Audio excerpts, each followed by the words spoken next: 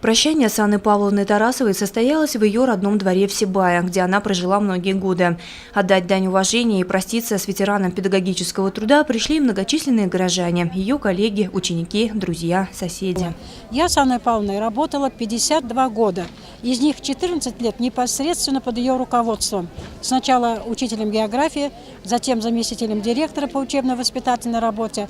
А потом, когда мы работали в разных школах, она продолжала поддерживать, помогать и была наставником многих учителей города, многих директоров города.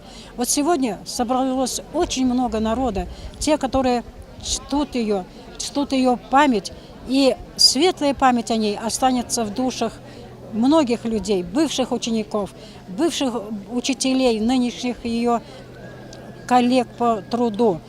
Светлая память, Анна Павловна. Анну Павловну можно по праву назвать человеком, чьим призванием в жизни было просвещение. Она более 50 лет преподавала в школе, 38 лет являлась бессменным руководителем школы номер 4.